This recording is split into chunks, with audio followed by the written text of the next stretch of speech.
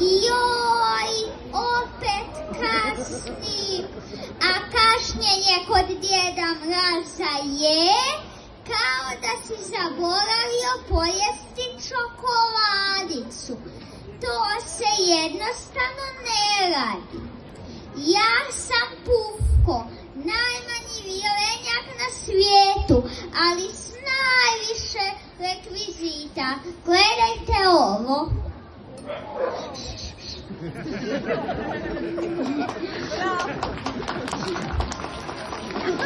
Djed Mraz mi je jutros rekao: Pufko, čuvaj zvončić radosti. A ja sam rekao: jasno šefe, imam torbicu, imam glavu, što se može dogoditi? E pa sve.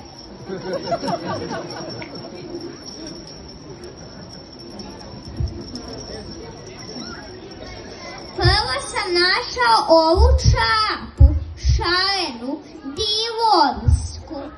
Ne znam čija je, ali sigurno nije moja. Ja imam puno manje noge.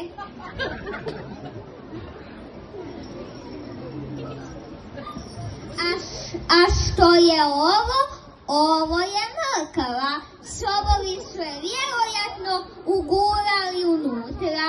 Oni stalno guraju mrkve gdje ne treba.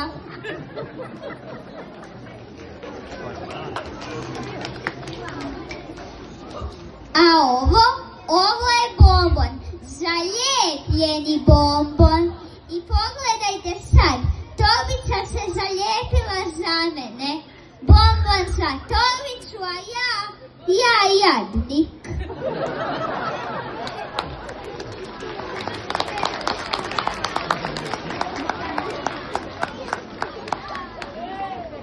A što je ovo? Kapa Djeda Mraza? O ne, opet sam ju slučajno spremio. Trebat će mi odvjetnik.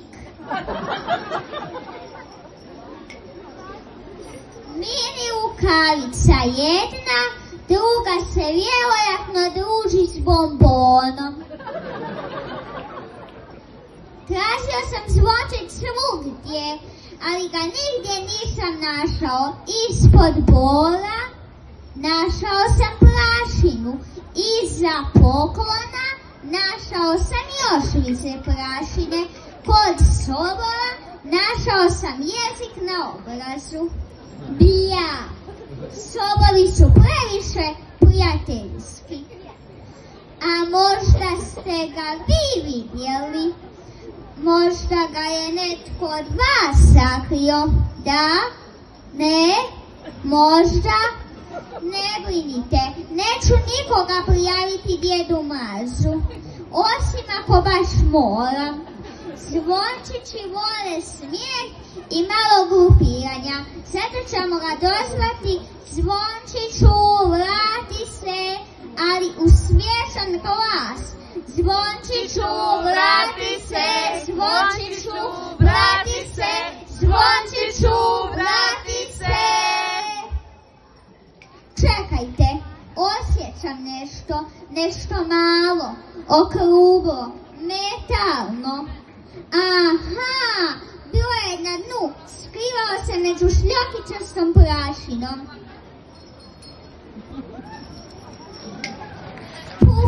Pufko, opet si napravio kašu od kaosa, ali i čarolije.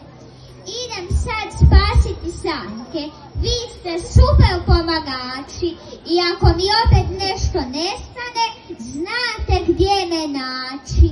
U dvorcu za izgubljene vilenjake. Bog i ne gubite zvončiće, to je moj posao.